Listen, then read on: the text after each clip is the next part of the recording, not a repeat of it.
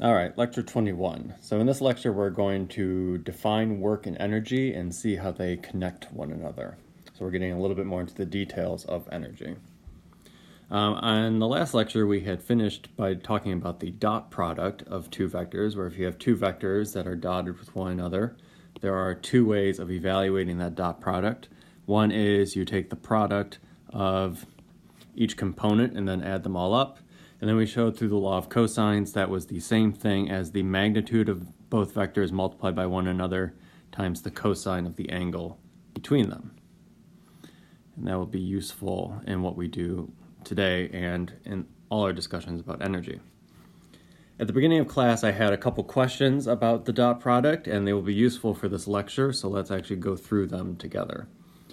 So the first question was, if I have two vectors and I take their dot product and that dot product is 0, then what can I say about the orientation between the two vectors?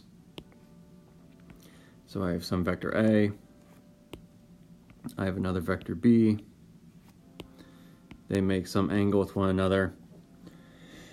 If I take their dot product and it is equal to 0, then what can I say about the orientation of the two vectors? And in this case, the answer turns out to be that it means that A and B are perpendicular to one another.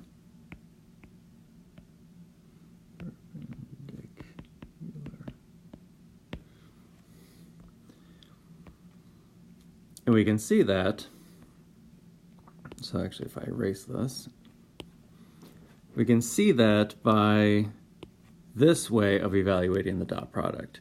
If I tell you the dot product is 0, then that means that this expression is 0. And the magnitudes, by definition, are non-zero unless the vector itself is the 0 vector, and let's assume that's not the case. So you have two vectors with non-zero length. The magnitudes of those vectors, or the length of those vectors, are by construction non-zero. So the only way for the dot product to be 0 is if the cosine is 0. So this is true if A dot B equals 0, then the cosine of theta equals 0. And this is only true if theta is 90 degrees. Or I guess also 270 degrees. And that is the case if you have some vector A, and then you have some vector B, and they make a right angle with one another. So if two vectors are perpendicular to one another, their dot product is 0, regardless of the length of either of those vectors. Now the second question, suppose I have two vectors that both have non-zero length, and I take their dot product and it's positive.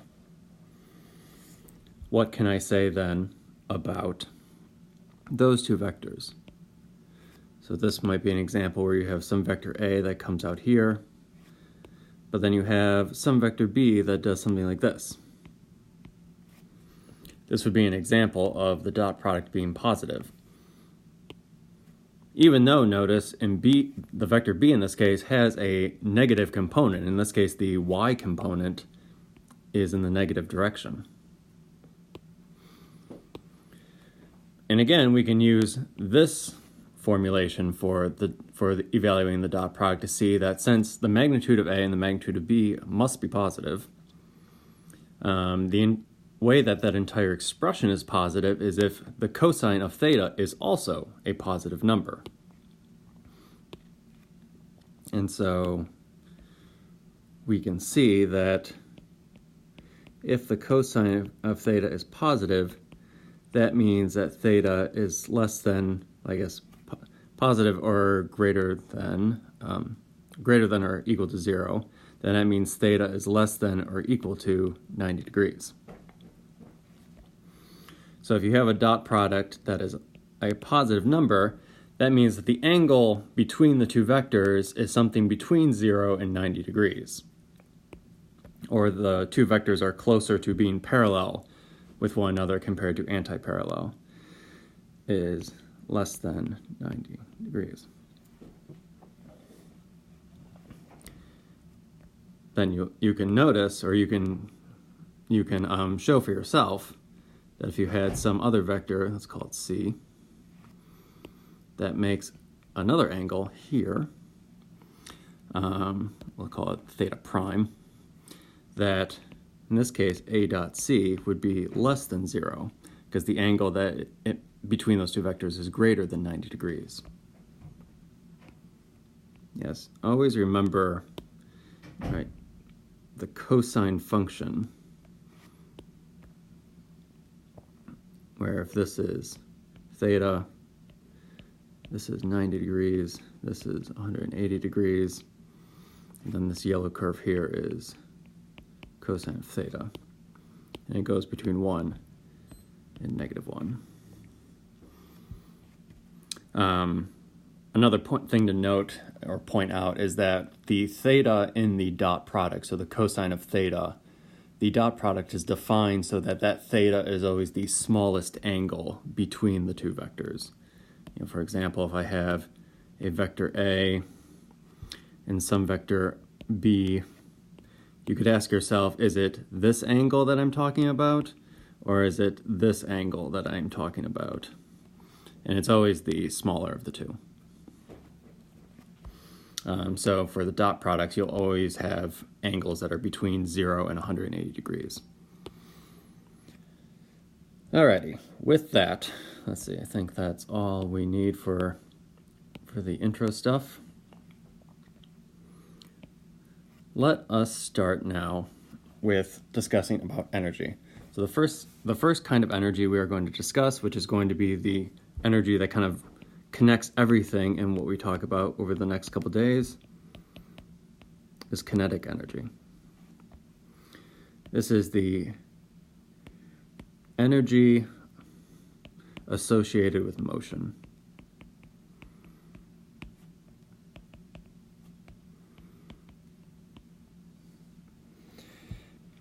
You know, faster objects contain more energy,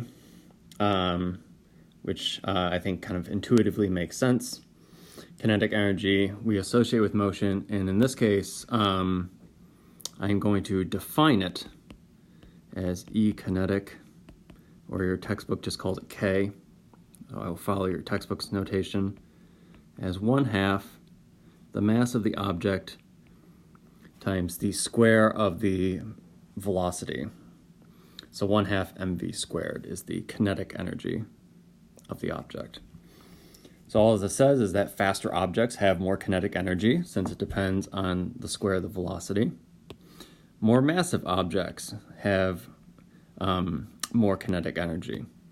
You know, that's also not too surprising. A truck moving at you at 50 miles per hour, you can imagine has a lot more energy. It's going to hurt a lot more when if that hits you compared to, say, a tennis ball moving at you at 50 miles per hour. Though that also doesn't sound super pleasant. The thing that will be crucial for us over the next couple lectures is the realization that kinetic energy can change. You know, I throw a ball up into the air, I release the ball with some initial speed or velocity. As it rises up in the air, its speed decreases, so its kinetic energy decreases until it reaches its highest point. It comes to a stop momentarily. At that point where it's momentarily at a stop up in the air, it has no kinetic energy. And then as gravity pulls the ball back down, the speed of the ball increases and the kinetic energy increases as it returns back to my hand. And in that case, we will actually see that gravity seems to be a special kind of force where the kinetic energy that it returns to my hand with is actually the same kinetic energy that it left my hand with. So it'll be interesting to understand why that is the case. You know, another example of how kinetic energy can change, friction. It can slow down an object. I slide a box across a rough table. That box will eventually come to a stop. That is a result of friction taking away the kinetic energy of the object, in this case, the box. Now, with all these, in those two examples, notice I talked about gravity, I talked about friction, which we know are forces. So the way that kinetic energy can change is through forces. Perhaps unsurprisingly, because we know from Newton's laws that accelerations are the result of forces, and acceleration is how velocity changes with time. And if kinetic energy depends on velocity, then that is telling us something about how the kinetic energy changes with time. So now we actually want to calculate, if I know that the kinetic energy is changing with time, is that the result of forces, and if so, in what way? Now, to do that, before I launch into the derivation, it's worth reviewing a couple points from calculus and from what we did in kinematics. So remember that if I define a position vector for the position of an object as r, I know that the derivative of that is, by definition, the velocity. How position changes with time is velocity. And both of those are vector quantities, so this is a vector expression. Similarly, how velocity changes with time we call acceleration. How velocity changes with time is the result of an acceleration, which by Newton's laws we know is the result of forces. And we can also go the other way. Sometimes we will know the velocity and we are curious to know how then is the position changing. So if I know that dr dt equals v at any instantaneous moment, remember this is the instantaneous velocity, not an average velocity, then I can rearrange this expression to say that a little change in position is equal to the instantaneous velocity times a little change in time. Distance equals velocity times time is all this is saying.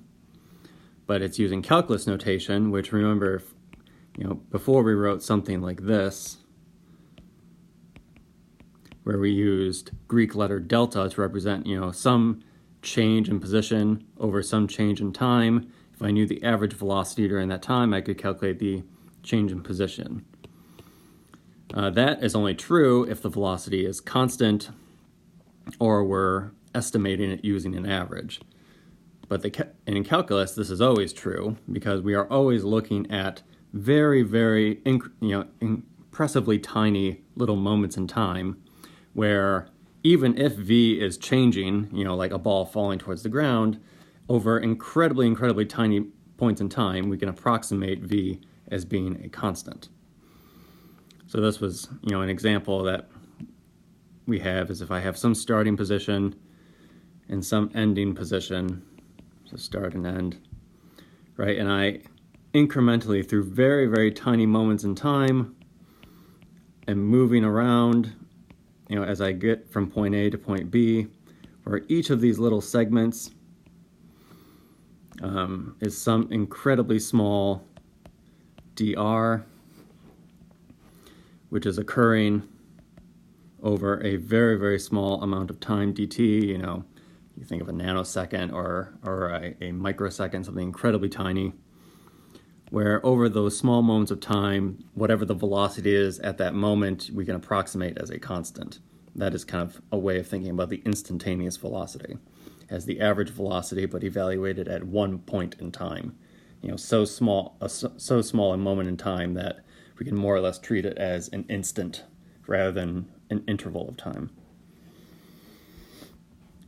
And if I break this up into even finer bits, I get an even more accurate answer as I do this. That is the heart of calculus. Taking the limit as, delta t goes to 0 or things like that, that you've seen already with derivatives. Now, obviously, I don't want to add up a trillion little delta r's in order to calculate my total change in position. So I want to know, does calculus allow me a way to find the total displacement as a result of adding up all these tiny, tiny little changes? This you can think of as just adding up all the tiny little dr's to give me the bulk change or the total net change in position.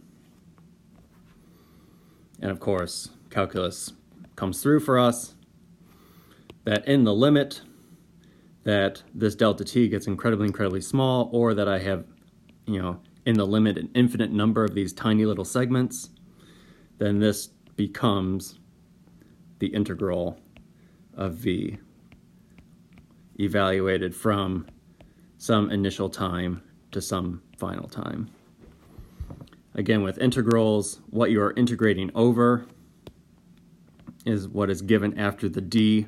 So in this case, since it's dt, it is time that we are integrating over. We are integrating from some initial time to some final time. And then we are evaluating the velocity at all of those intermediate times as we go from t1 to t final.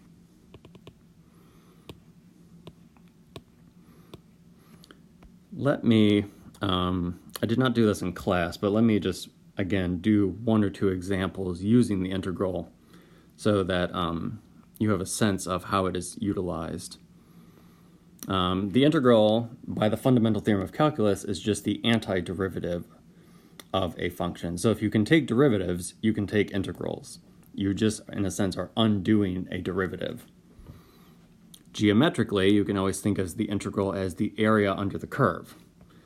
If I had some plot of velocity, where this is velocity as a function of time, remember that we can always break this up into a bunch of tiny, tiny little rectangles, rectangles even smaller than the ones I'm drawing, from some initial time to some final time.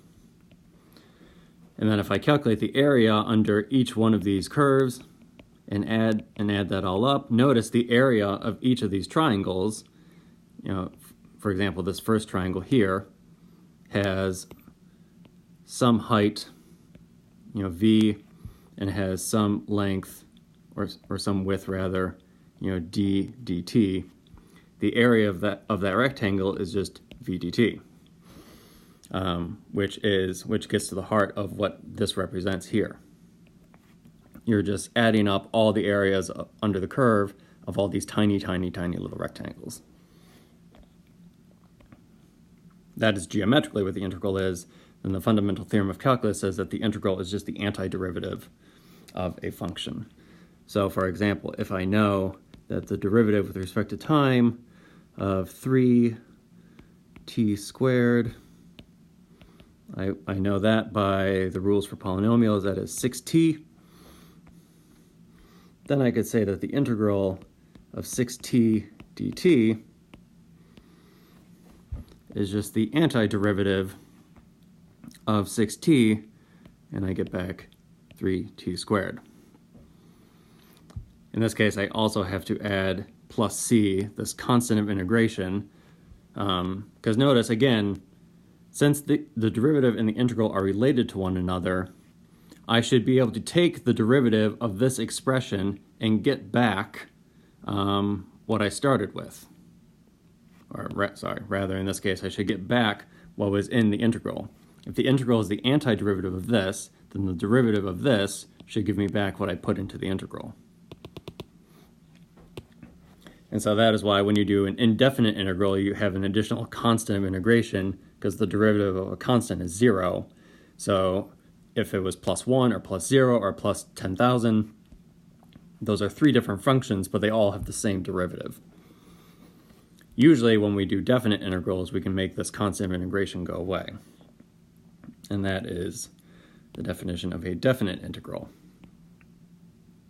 So for example, if I had 6t dt between 0 and 1, geometrically, that means I'm plotting the function 6t, and I want to know what is the area under the curve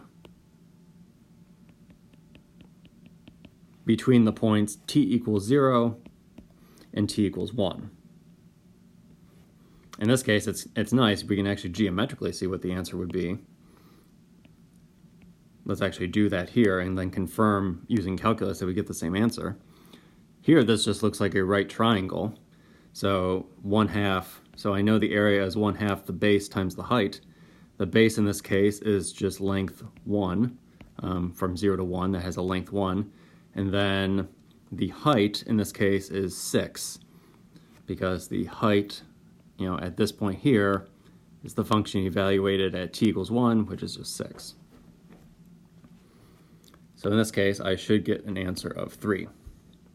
Let's see if we actually get that when we do the rules of calculus. So let me move this.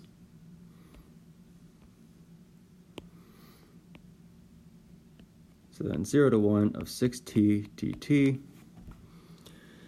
The way you do it for definite integrals is you first evaluate the antiderivative. So we already said that this was 3t squared plus c was the antiderivative. And then then it's usually written with this notation. And what you do is you evaluate the antiderivative at the final time, you evaluate the antiderivative at the initial time, and then you subtract the two answers. So in this case, I would evaluate 3t squared plus c, and I would evaluate that at t equals 1, and then I'm going to subtract that from the same thing, 3t squared plus c, evaluated at t equals 0, subtract the two answers, and that is the definite integral. So in this case, 3t squared plus c evaluated at 1 is just 3 plus c. What is this? The 3t squared plus c evaluated at t equals 0 is just c. So this is 3 plus c minus c. And notice the answer I get is just 3. Also notice the c's vanish in this case, and that will always be the case with definite integrals. You do not need to know the constant of integration for definite integrals. It will always subtract itself away when you do a definite integral. Hence why it's called a definite integral versus an indefinite integral, which has a constant of integration. It is the answer up to some arbitrary constant. All right, so I had given a handout in class that you can look at that gives you some of the common derivatives and antiderivatives that we will need. The derivatives you've already covered in your calc courses, so I won't worry too much about showing them here. But the examples we might need is like polynomials. So if I have some polynomial function, like x to some number, that is the same thing as the antiderivative. Where the derivative, remember, the exponent, you subtract 1 from the exponent and the old exponent drops down to the numerator. To go backwards, the numerator goes up by 1 and the new numerator goes in the denominator. Again, you can always convince yourself that this is the case because you could take the derivative of this guy and convince yourself that if you take the derivative, you get back this at the end of the day for some constant n for some constant a. Then there are the sine and cosine functions, which we will need when we do simple harmonic motion. Then there's also, this technically is an example of a polynomial, but just the indefinite integral of a constant. Like derivatives, constants can just come out of the integral, so they can come out front. So again, what this is, I could, if I really want to be explicit, I could write this as a and then times 1 dx. So this is saying I have some function and it's just 1. What is the area under the curve of a constant 1? And that's easy enough because this stuff right here, it's just a rectangle. So it's just whatever width you want, and then the height is just unity. So the antiderivative is a times x plus c, where this is whatever x you want to evaluate between. All right, I think that is all we need. And again, you can look at the handout that I gave in class, or that is now on Moodle, to give you an example of a couple more of these. And I will give you the derivative and antiderivatives that may pop up on quizzes or exams on your cover sheet. So don't worry too much about that, but you should be familiar with how to actually use them. All right. Let's now return to energy.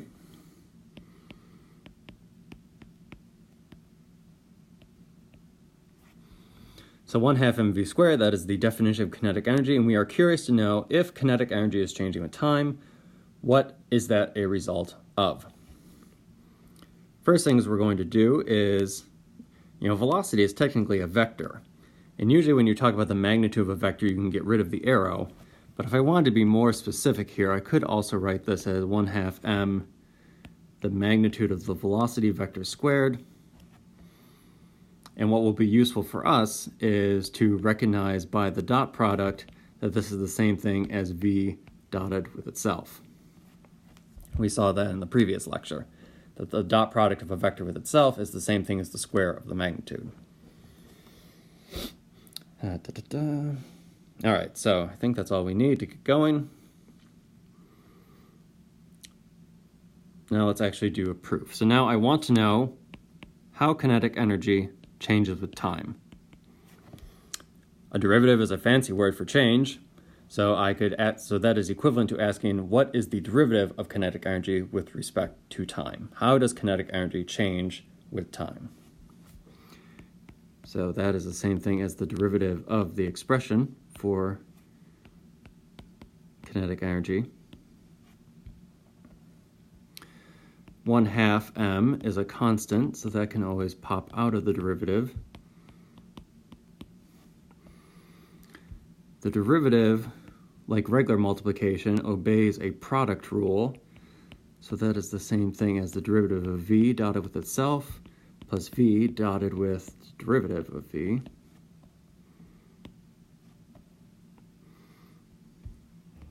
But, like multiplication, the dot product commutes. So both terms in the brackets are the same. So it's as if there's two of the same thing. That 2 cancels with the 1/2. So this is the same thing as m times the derivative of v dotted with v. I will be clever with my use of parentheses. This is the same thing as this, where I first multiply the derivative by m and then take the dot product after. Again, it also commutes with constants. We saw that in the previous lecture as well, similar to regular multiplication. You may realize that if v, the derivative of v with respect to time, is the same thing as a, and mass times acceleration is, by definition, force. So now we have dk dt is equal to force times velocity. This actually is the definition of power. How energy changes with time is a force. If a force is acting on an object that is moving, the dot product of the two will give you how the kinetic energy is changing with time.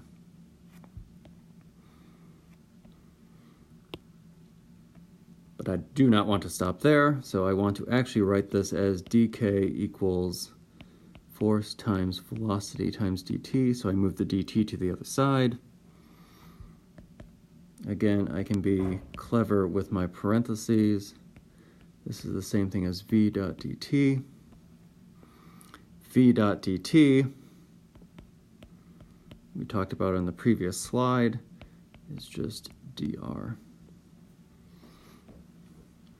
So now, as a result, we have what is called the Work-Energy Theorem. So let me write this as dk equals force dot dr. Put a box around that. This is the Work-Energy Theorem. So this might look complicated, but you should always be able to translate something into words. So what this says is, dk is the calculus notation for changes in kinetic energy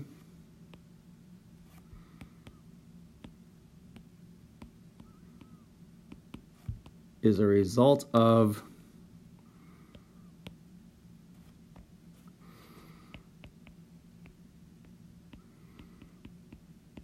forces acting on an object that moves some distance, in this case dr. So how does kinetic energy change? Kinetic energy changes when there are forces acting on the object and that those forces are causing the object to move in a certain direction.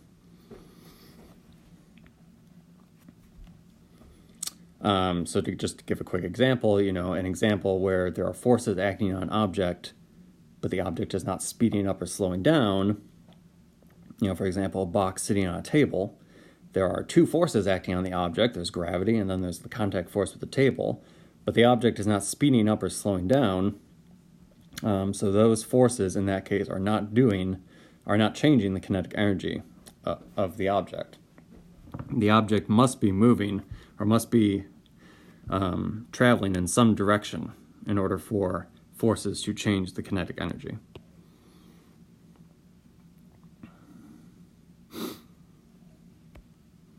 Let's define some new terms. So I could define work as dW equals force dot dr. So that thing on the right-hand side I can define as work. So force over a distance, force being applied over a distance, we call work. So in that case, the kinetic energy theorem just becomes dk equals dW. Kinetic energy changes when work is done on the object, where work, in this case, we are defining as a force being applied over a distance. Work, unfortunately, is one of those words where everyday language for work does not quite match what it means in physics.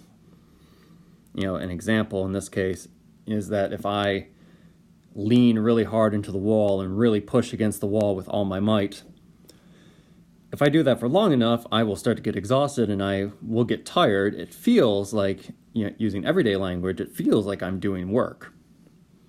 But using the language of physics, I'm actually not doing any work when I push on a wall and the wall refuses to move, because the wall needs to be moving. There has to be a displacement while that force is being applied for work to occur. And in the case of me just pushing and pushing and pushing against the wall and the wall not moving, I actually am doing no work on the wall. So, all right, done with my first page.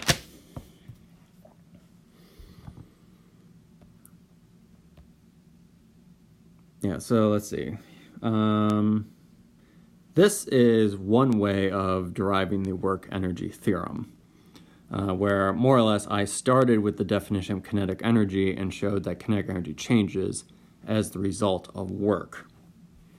I could actually derive this another way. I did not do this in class, but I might as well just do it right now since it's a recording. I could, so this will be an aside.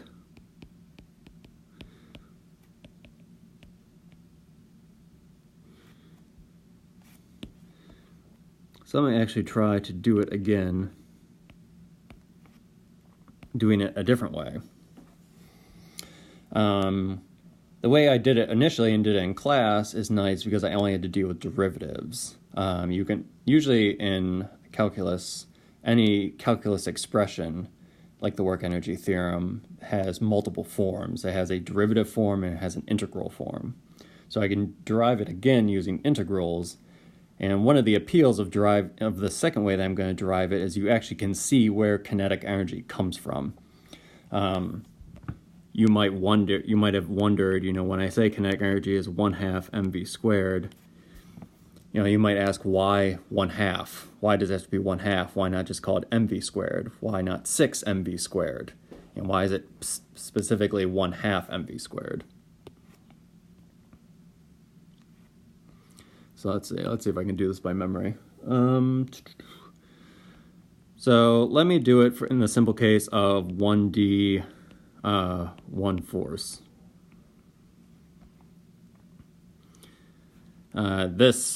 This obviously extends to as many dimensions as you want, but just to keep the math simple, since this is just an aside, let me just do it for 1d. So in one dimension, you know that force equals mass times acceleration. And since it's only one dimensional, I will not worry about writing vectors in this case. So force is acting on an object that results in the object that has some mass m accelerating. I also know a is the derivative of velocity, so I'll just immediately write this as the force acting on an object is equal to mass times the derivative of velocity. Now, in this case, rather than starting with kinetic energy, I'll start with work. So in this case, I will multiply both sides by some little incremental distance, dr.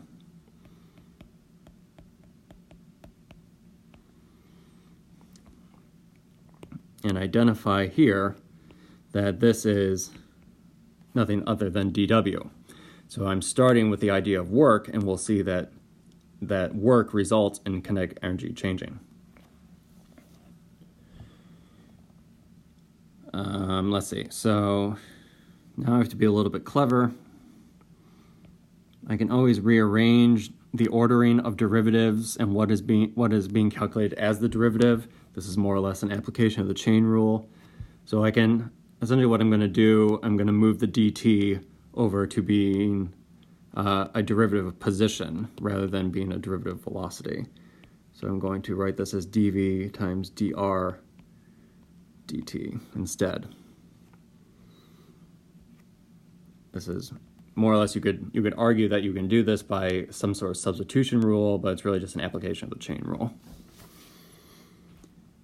Now, the nice thing about doing this is that dr dt is just v. So let me rearrange this as mv dv dt. So in this case,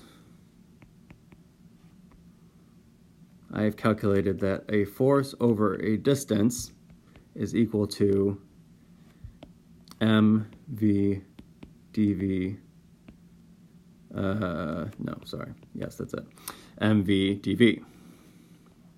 So a little bit of work is done on the object, and that results in this quantity mv dv changing a little bit.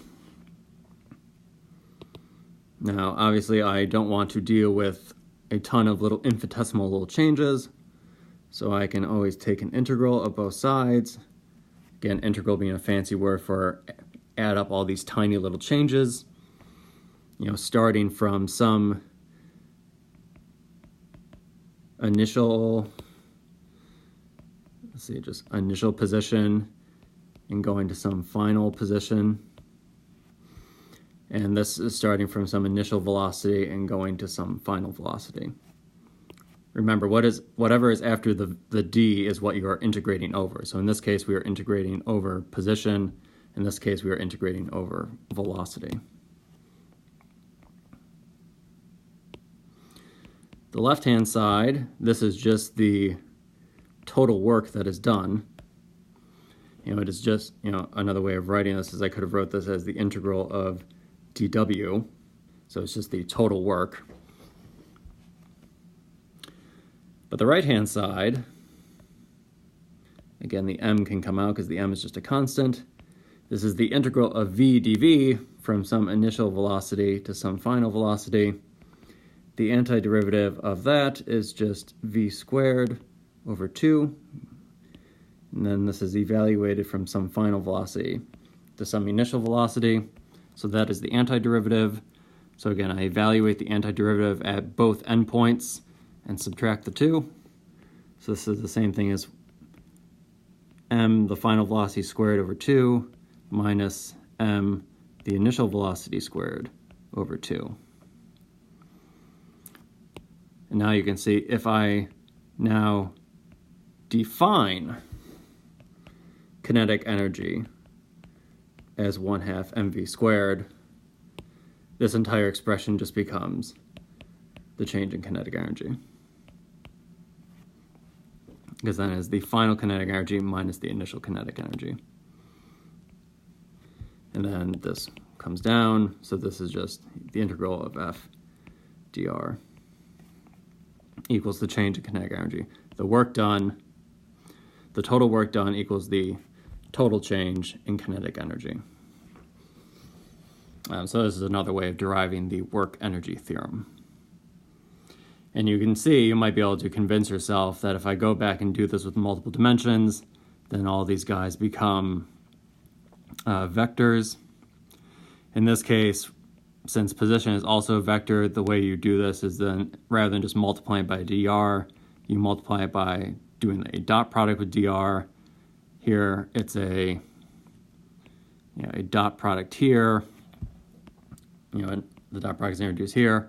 Then if you follow through with the proof, you get the multiple dimension version, which is the integral of f dot dr equals the total change in kinetic energy.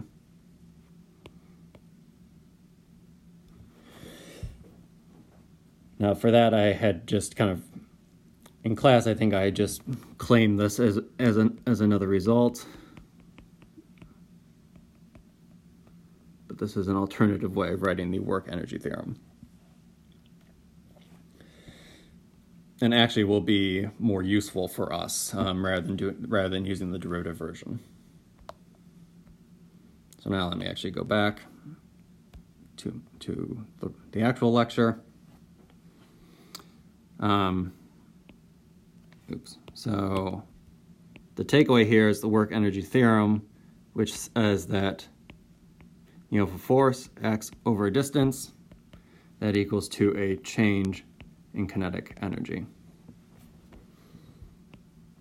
Or this we call work. Now I did this really for just one force, but the same holds true when there are multiple forces. So another way to write this is that the net force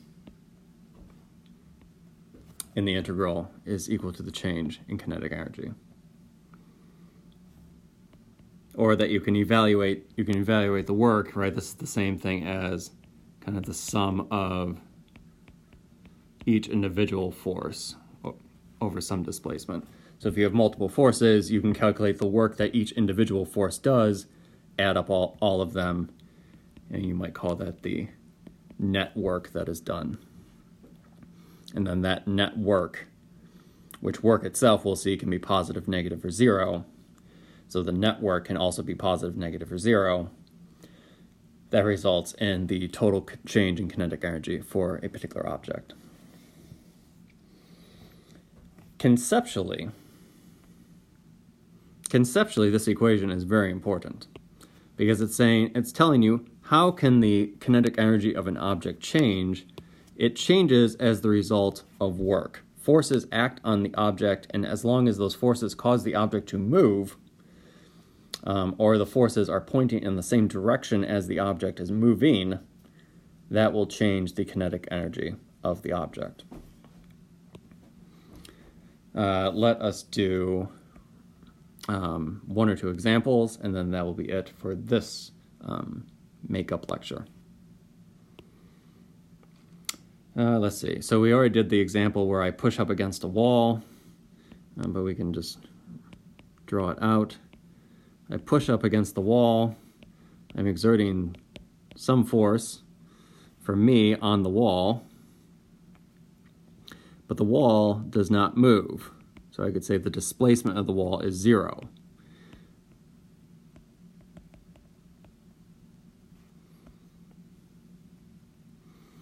So as a result, the work I do on the wall, which is just the sum of the total amount of force I do on the wall over the distance the wall moves, since the wall is not moving, that's just 0.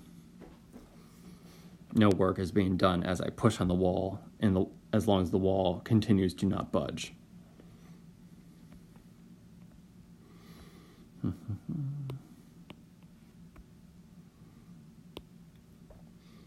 Let's see, what's another example we could do? Let's do this case. So there is a force. I'm pushing with the box with a constant force. Let's say it's 10 newtons, horizontally to the right. a mass of 2 kilograms. In the box, let's say it moves a total distance of 3 meters. So the box moves from one position to the other as a result of me pushing on this box, and I want to know if the box starts at rest,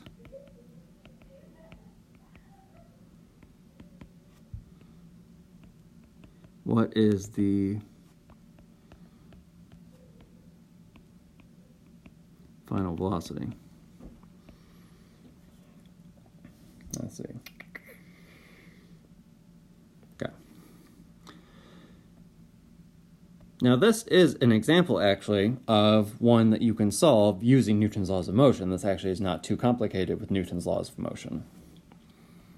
So let us actually do it using Newton's second law. And then we will do it again using the work-energy theorem and convince ourselves that they give the same answer.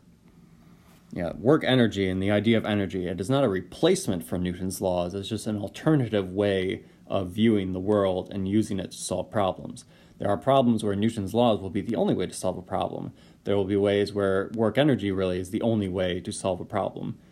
Though that doesn't mean you could not solve the problem using both, just it might be incredibly challenging to use Newton's laws to solve a particular problem, where it might just take you a couple lines to do work using work energy. But so they are not a replacement for one another. Work energy is not saying there's something wrong with Newton's laws and that you should never use Newton's laws again. It's just, in this case, there are just two different ways of solving problems. But the nice thing there is that when you have multiple ways of solving a problem, you can convince yourself that you're doing it right, because if you solve it in two different ways, you better get the same answer. So in this case, since the horizontal forces are all that matter, it's really just force equals mass times acceleration in the horizontal direction, which means the acceleration in this case is F over m. And I said F was 10 and m was 2, so this then is 5 meters per second squared. So the acceleration of the box is 5 meters per second squared. That acceleration is a constant, which is great because I know with constants I can then use the kinematic equations, which says that x final equals x initial plus the initial velocity in the horizontal direction plus 1/2 at squared. It started at rest, so that term goes away. I'll put my origin at the original location of the box. So maybe I'll even draw that. I'll put my vertical origin here and my horizontal origin here. And then I will define positive to the right and upward.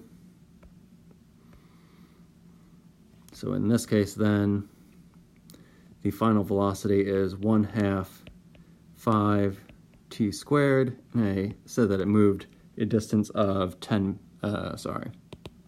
3 meters. So as a result, this is 6/5 equals t squared, or that it takes the square root of 6 over 5 seconds to move a distance of 3 meters. But I'm not done yet because I asked for the final velocity, but I know if the acceleration is constant, then the final velocity is just the initial velocity plus the acceleration times time.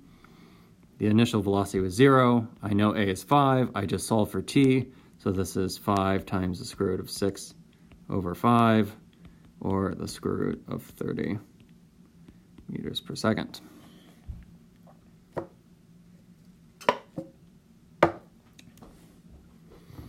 Okay, that's the Newton's second law way. Now let's do the same thing, doing work energy. And we better get the same answer.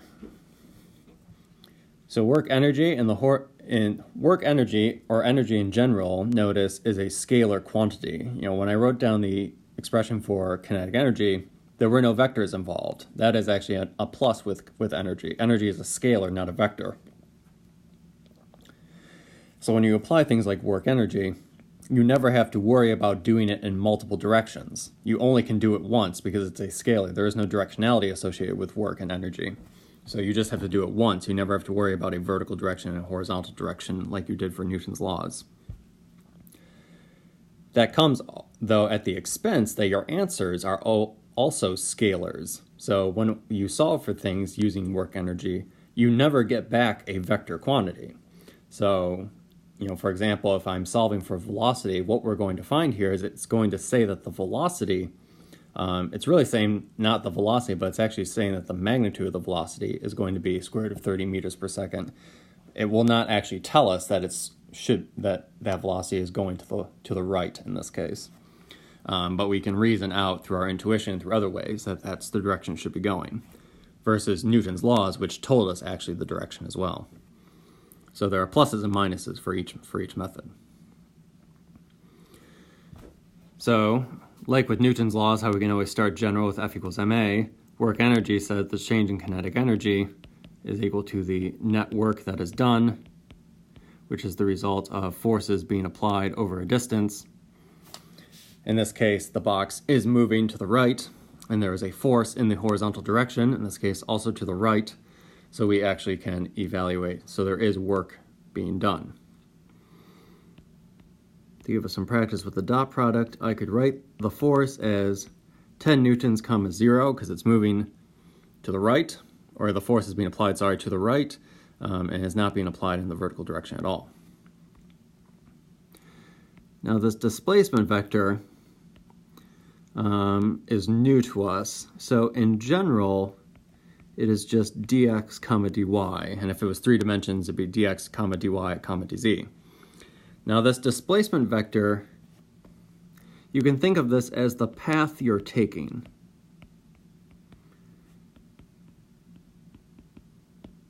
Or in this case, the path that the box is moving.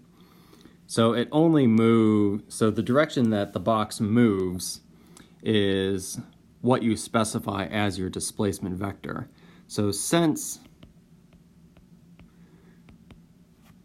we are only moving in the x direction, we are not moving up or down, we can say that dy equals 0. There's no displacement in the vertical direction.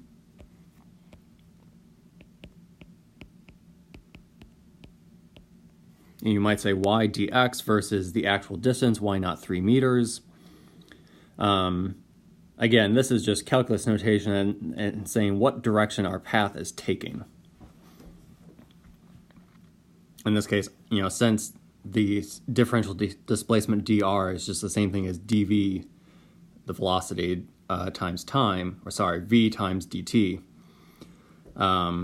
This also, you can think of this as a little vector that points in the same direction as your velocity vector.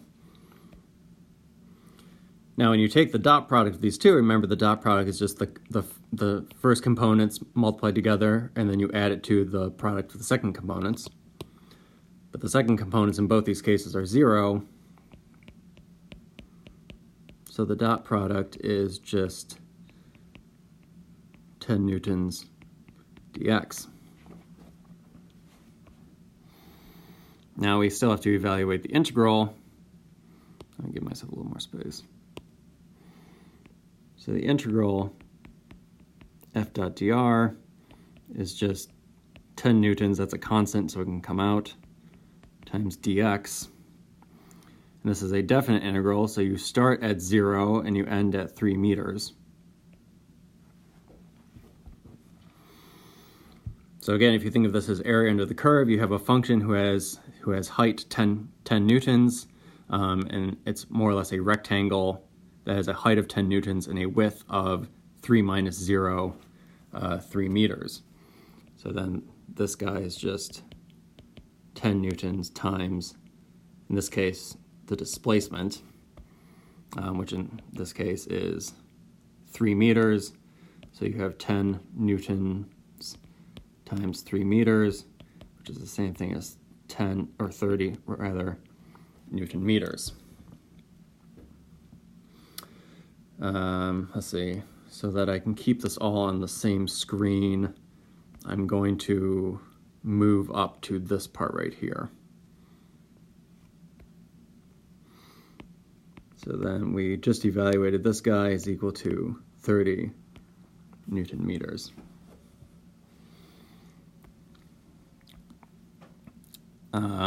Let's see. So then by the work-energy theorem, that says the change in kinetic energy equals the total work that is done, which we said was 30 meters. The change in kinetic energy is just the final velocity squared minus the initial kinetic energy with the initial velocity, all squared. That equals 30 Newton meters. Oops, forgot my Newton up there. The initial velocity we said was 0, so that goes away. So you have 1/2 mv final squared equals 30 Newton meters. That is the same thing as mv squared equals 60 Newton meters. I said m was 2, so that's the same thing as v squared equals 30.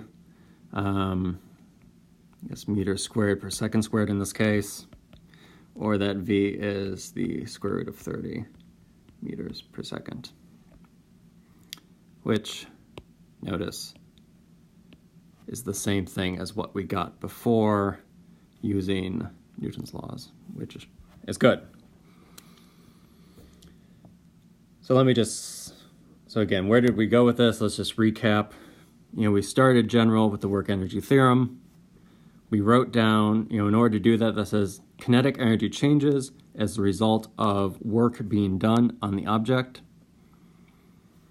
In the case of the horizontal force, we wrote that force as a vector, and since the object is moving horizontally, we have its displacement vector, which points on the same path as the velocity vector. The dot product in that case was very simple, which led to a very straightforward integral. In this case, it really was just force times distance, where if you took physics in high school, might sound more familiar. This is, force times distance is actually just that is only true when the force is a constant force. Then it's just the magnitude of the force times the total distance you traveled. In this case, that's exactly what it was, but our definition of work here is a little bit more general. It allows the force to change. Anyway, that gave us a number, and then we used the work-energy theorem that relates kinetic energy and work to find the velocity. Let me make one final comment, because I don't think I said this originally. I don't think I ever said anything about the units of kinetic energy. Well, actually, just the units of energy in general. Though kinetic energy is the only energy we've talked about so far. So if kinetic energy is 1/2 mv squared, the units of kinetic energy must then be the same as the units of mass times the units of velocity squared. So that is kilograms meters squared over second squared. Notice that is the same thing as kilograms times meters per second squared times meters. So it's the same thing as a Newton times a meter, because this is just mass times acceleration. And obviously this appears enough that we give it its own unit, and we call it a joule. So 1 Newton meter equals 1 kilogram meter squared per second squared, and we say that is 1 joule of energy. All right, I think that is it for this lecture. So we will start back up with more work-energy theorem in the next lecture.